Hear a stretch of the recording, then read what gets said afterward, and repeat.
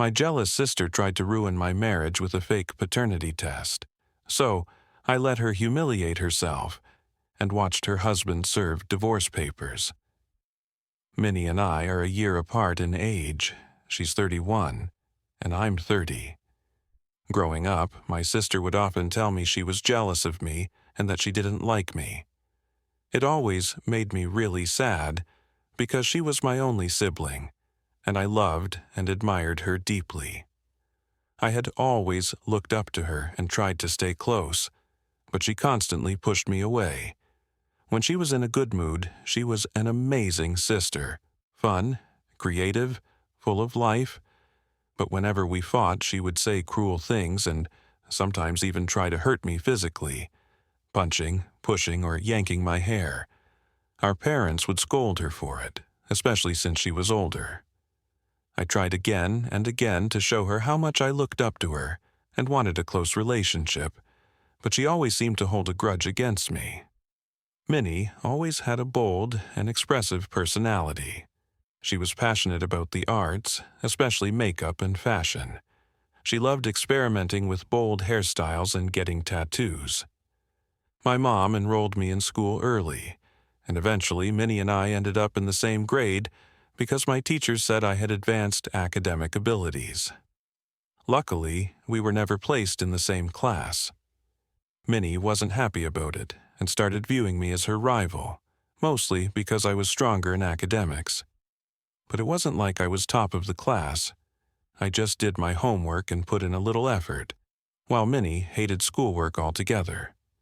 That made my B's and A's look exceptional in comparison to her usual C's and occasional B's. Her real strengths were in creative areas: art, theater, cooking, sewing, and dance. I, on the other hand, developed a love for the violin thanks to our mom pushing me into it, and I also dabbled in French and Korean. Minnie became a regular in our school's drama department and spent most evenings rehearsing for plays. Things took a dark turn for her when she was kicked out of the drama program after a nasty confrontation with some classmates. It all started when Minnie found out her boyfriend was cheating on her with another girl from the department. In a rage, she attacked the girl and even set her backpack on fire. That incident led to her being asked to leave the school. I still don't know the full story, but I do remember she had to repeat 11th grade. Our parents were furious. They lectured her constantly and grounded her until she turned 18. That situation really damaged her relationship with them, and they stayed disappointed in her for a long time. The longest romantic relationship I've ever had lasted just 6 months. And you know why? Because of my sister. I was never desperate to find the one, but every time I got into a healthy relationship, Minnie would somehow sabotage it. There was one guy in particular I really liked, Derek. We had been dating for about 4 months, and things were getting pretty serious. We were planning to meet each other's parents soon, but the night before we were supposed to take that step, Derek suddenly blocked me, on my phone, on Messenger, on Facebook, everywhere. The only way I could reach him was to show up in person, so I did. When I knocked on Derek's door unannounced, he looked genuinely shocked to see me. I confronted him right there and asked why he had suddenly blocked me. Derek paused, clearly uncomfortable, before admitting that my sister had reached out to him. She had voiced her concerns about me and shared some stories about my so-called past, painting me in a terrible light. I was stunned. I pushed him to tell me exactly what she said. That's when Derek told me Minnie had claimed I'd been flirting with other guys during our relationship and that she caught me sending inappropriate pictures to a male friend. I was horrified. I tried to explain my side, denying all of her claims and telling him they were completely made up. But Derek looked unsure and conflicted. He asked me, "Why would your own sister make up something so serious?" That question broke me. I could feel tears welling up as I explained how Minnie had always been jealous and had a history of interfering in my relationships. I never thought she'd stoop this low, but clearly she had. Still, the damage was done. Even though I tried everything to fix what we had, Derek said he didn't feel comfortable continuing the relationship. He didn't want to deal with someone who had such a problematic sister. I understood where Derek was coming from. Honestly, if I had the choice, I wouldn't want to be related to Minnie either. Heartbroken and angry, I confronted her about what she had done. After a heated argument, she finally admitted that she felt insecure and jealous because I always dated attractive men. She confessed that it was always easy for me to find someone, and she resented me for that. She said she thought I was too good for Derek, so she made up lies to push him away. I was furious. It became crystal clear that all of this stemmed from her own deep-rooted jealousy and unresolved issues. Our parents scolded her and told her how wrong she was, but Minnie didn't care. She got exactly what she wanted. Derek and I were done. That incident marked a major turning point for me. I began to seriously think about putting distance between us. I realized that if I ever wanted to have a healthy, lasting, romantic relationship, I couldn't have her around to sabotage it. We had always shared a dream of studying abroad. Minnie actually had a lot of talent and potential, but it seemed like fear or lack of preparation kept her from pursuing it. Instead, she chose to study computer science in our home country, mostly because our dad advised her to. Watching that happen made me realize that I didn't want my future being shaped by my parents' decisions. I worked incredibly hard to earn a HI scholarship to study overseas. Despite all my efforts, though, financial issues forced me to stay and start college locally. Still, I pursued the major I really wanted. Even after that, the dream of going abroad never left me. I kept searching for scholarships, and eventually I got one. I finally got the chance to leave and restart my education abroad. My parents were devastated that I was moving so far away. On my last night at home, Minnie apologized for everything she had done to me over the years. I'm not sure why. Maybe because she realized I was really leaving, and now she would have our parents all to herself. I didn't want to stir up any more drama, so I accepted her apology and forgave her. Living and studying alone in a new country changed me. I lost some weight, met new people, discovered my sense of style, and gained real confidence. Graduating was a huge accomplishment, but the following year was rough as I struggled to find work. Eventually, I landed a solid job and began building a new life. Back home, Minnie completed her bachelor's degree. She told me she wanted to move abroad for her master's and study in the same country I was living in. I encouraged her and helped her get started. She applied to various universities and scholarships, but, unfortunately, kept facing rejection. The frustration began to show. She came to visit me once and stayed for 10 days so I could show her around. She could tell I had changed. Whenever she made snide remarks about my clothes or hair, I just ignored her. It felt strange how she tried to dictate what I should wear or how I should act in public if we were going out for lunch. If I invited friends over, she would criticize them and insist I find better people to be around. There were times when I'd be having a great time with my friends, and suddenly she'd get moody for no clear reason. When I brought her to my workplace and gave her a tour of my office, she was visibly shocked by how big and impressive it was. I enthusiastically told her about the opportunities I'd been given and how excited I was about where my career was heading. But instead of celebrating with me, she grew quiet and distant. She changed the topic to herself, saying how much she wanted those same experiences and how she regretted some of her past choices. Later, during dinner, she mentioned wanting to extend her vacation and continue living with me. But I knew I couldn't live with her judgment anymore. I gently told her it would be best if she found a different place to stay if she planned on remaining in the city longer. I explained that it was clear she had unresolved issues with me and refused to talk about them. That's when she completely lost it. She started yelling, saying she was fed up with having me in her life, how everyone constantly compared us and made her feel like her accomplishments were never enough. I told her that I had never made those comparisons, and it was always her who made me feel small. Then Minnie lashed out again, saying I wasn't anything special and that she could have done everything I had done if she'd wanted to. Ask her to calm down, but Minnie stormed out of the house without saying another word. I just sat there, stunned, but not surprised. The whole exchange made me realize how deeply bitter she still was and how nothing I ever did, no matter how kind, humble, or respectful, was ever enough for her. I didn't even feel guilty, not anymore. When she told me I was spoiled and that she wished I was never born, those words hit me hard. I couldn't even respond. I got up silently from the table and locked myself in my room. 2 days later, she flew back home without saying a word or offering an apology.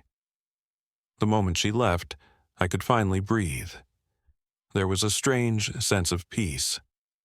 That's when I truly realized how much we had both changed over the years, and how much I had started to dislike her presence.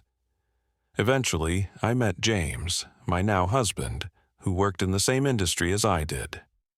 We had a lot of mutual friends and kept running into each other at events. One evening, we met at a gathering, had a few drinks, and had a great time talking about work and life. At first, I thought we'd just be friends, but the next day he asked me out. We started dating and were together for 2 wonderful years before he proposed. I became really close to his family, who lived in the same country as us, and James had already met my parents over video calls. While planning our wedding, I got a job offer from a company in my home country, offering nearly double my current salary. It was a major opportunity, and after discussing it with James, we both agreed that it was worth it. So, I took the job and moved back home. That's when my parents finally got to meet James in person, and they loved him. My dad even started spending Sundays golfing with him. My job was going well, and James soon found a new one too. During all this, Minnie kept her distance. She completely avoided me and James. Even when our parents asked her to visit, she always had an excuse. We hadn't spoken in a long time, and while I understood her hesitation, I honestly didn't mind. I was terrified she'd try to sabotage this relationship like she had with others in the past. After a few months of settling in, James and I decided to get married. We flew in his parents and grandparents and planned a small, intimate wedding with only close friends and family. Both of us had demanding jobs, so we also kept the honeymoon short. We chose to get married in the backyard of my parents' house. It was a beautiful, spacious area, and my parents were thrilled to host it. The ceremony was perfect.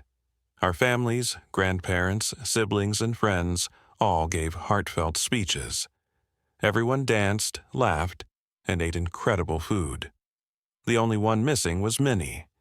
She had told us she had a fever and couldn't attend. A week after our honeymoon, I was at my mother's house showing her wedding photos when Minnie suddenly showed up. As I was talking about how happy the grandparents had been, Minnie butted in and asked if James and I were having financial issues. I laughed and told her no, that I was actually earning a much better salary now, and James was doing great too. She scoffed and mocked me, saying maybe we were struggling, given that we got married in our parents' backyard. My mom quickly defended me, saying there was nothing wrong with that and that I wanted a smaller wedding, which made perfect sense. I nodded and explained that James and I weren't into flashy things. Even with our good income, we preferred to spend money wisely. That made Minnie furious. She accused me of showing off and even claimed I was probably lying about my salary. I calmly responded that I had no need to prove anything to her and that we weren't kids anymore. I told her she needed to stop inventing stories about me and grow up. I added that moments like these were exactly why I was relieved she hadn't come to the wedding. That comment pushed her over the edge. She burst into tears, yelled at me, and stormed out. My mother tried to get her to stay and talk, but Minnie wouldn't listen. She just left in a fit of rage. Shower. Everything was going well. My mom had organized a beautiful setup, and I was surrounded by supportive friends and loved ones. We laughed, played games, and shared stories. I felt genuinely happy and relaxed for the first time in weeks. But of course, Minnie found a way to stir up drama. She arrived late and immediately started questioning why I didn't want any gifts. She loudly told everyone how strange it was that a baby shower would be held without presents and hinted that maybe I was just trying to act superior. I ignored her, trying to focus on the positive energy in the room. But she wouldn't stop. She kept trying to bring up baby names, asking everyone what they thought of certain names, even though I had made it very clear I didn't want to discuss that. Eventually, I pulled her aside and told her firmly that she needed to stop. I reminded her that I'd set these boundaries from the beginning and asked her to please respect them. She rolled her eyes and accused me of being overly sensitive, saying I was turning into one of those moms who think they know everything. I took a deep breath, reminded myself to stay calm, and told her that this wasn't about knowing everything. It was about creating a space where I could celebrate with people who respected me. Later that evening, after the party had ended and most guests had gone home, Minnie pulled my mom aside and said she felt like I had excluded her from everything. She claimed she just wanted to help and be involved, but that I always pushed her away. My mom gently reminded her that I had every right to set boundaries, especially now that I was becoming a mother. She told Minnie that if she truly wanted to be a part of my life, she needed to support me without constantly trying to take control. Minnie didn't respond. She just quietly left. Since then, I've kept my distance. I no longer chase her approval or try to fix things between us. I've come to accept that some relationships, no matter how deep or complicated, can be more toxic than healing. And I've chosen peace over chaos.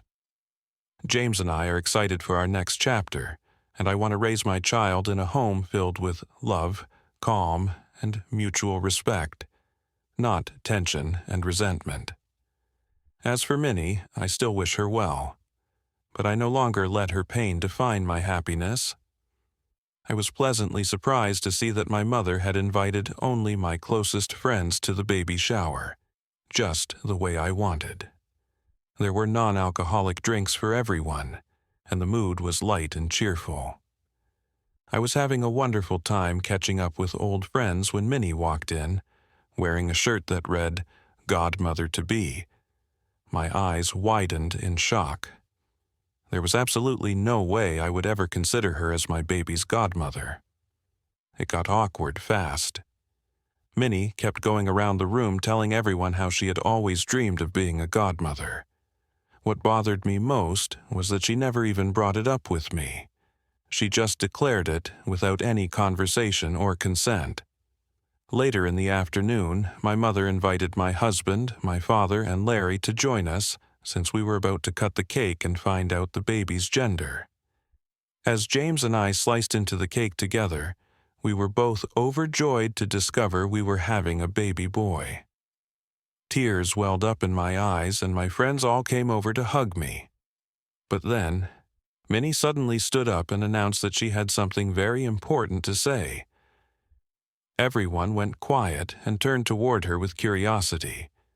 Looking somber, she pulled out a piece of paper and held it up in front of the crowd. Then, with a straight face, she declared that I had recently taken a paternity test, and that the results revealed James was not the father of my baby. The room froze. James turned toward me, clearly shaken, and asked if any of what she was saying was true.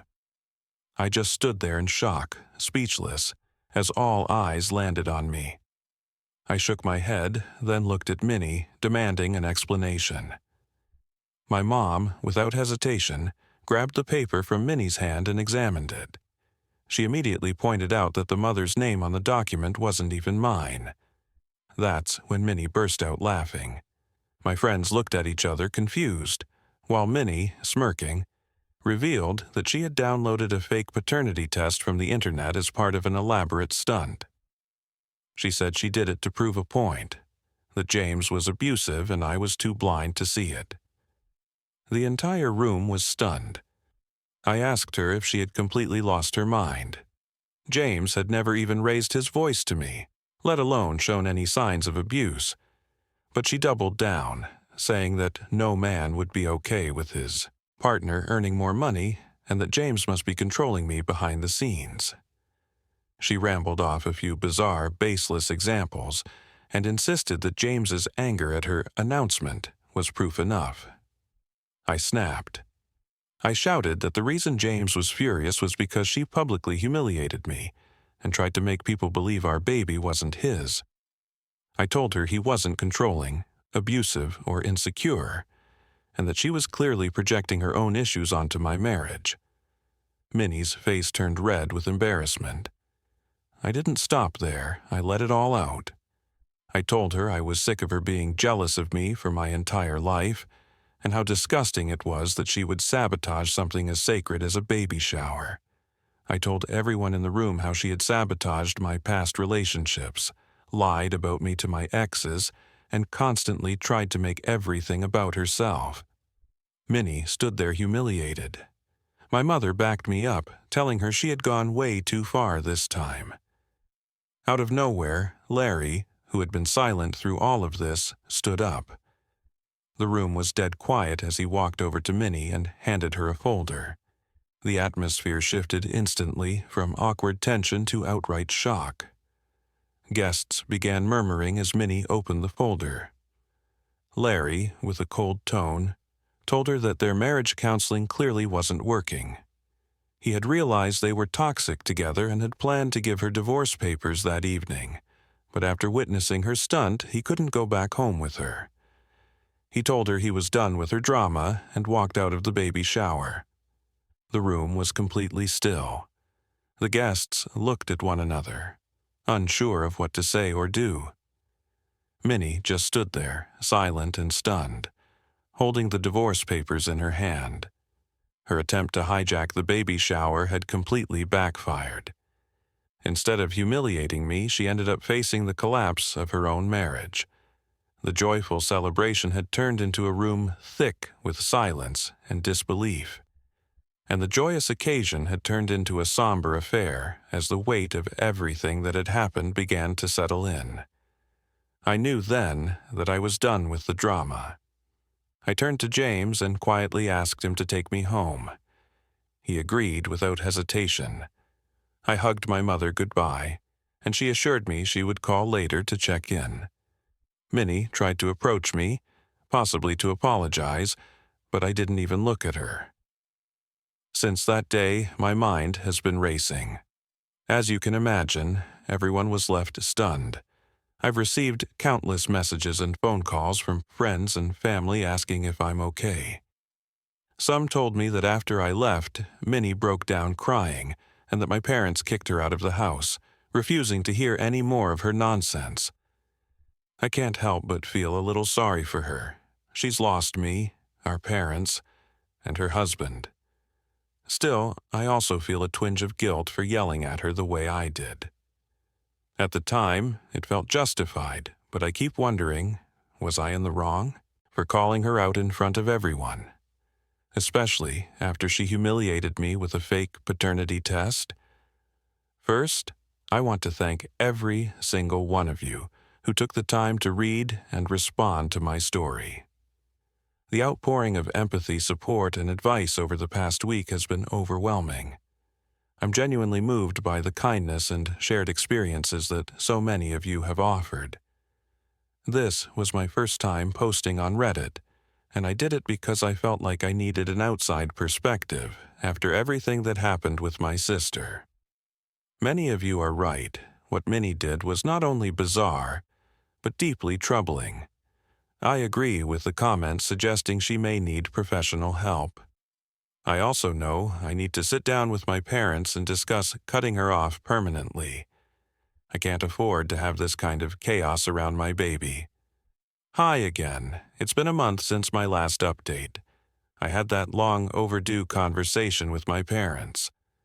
We all agreed that, for the sake of our mental and emotional well-being, we need to cut Minnie out of our lives. She has shown no remorse.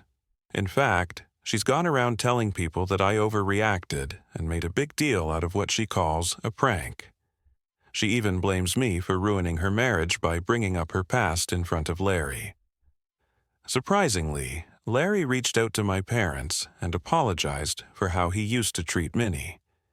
He confessed that the reason he'd kick her out during fights wasn't because he was abusive, but because she would physically assault him, punching and even kicking him in the face.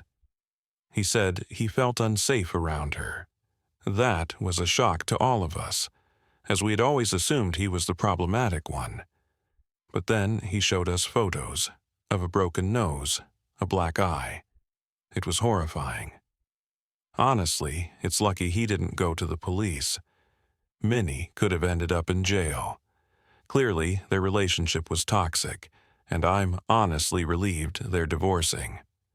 My parents have since had a serious conversation with Minnie. They told her, in no uncertain terms, that she's no longer welcome at their house, or mine. She started crying and tried her usual emotional tactics, but my mother was done.